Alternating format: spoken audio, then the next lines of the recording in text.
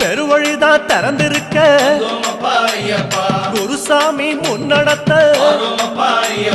நந்தவனம் தான் வணங்கி கொடிநடையா தான் நடந்து சபரிமலை பயணம் தானப்பா சாமி வழித்துணையா வந்து சேரப்பா சபரிமலை பயணம் தானப்பா சாமி வழித்துணையா வந்து சேரப்பா பேரூரு தோடு மேல பொறி போட்டு பூச பண்ணி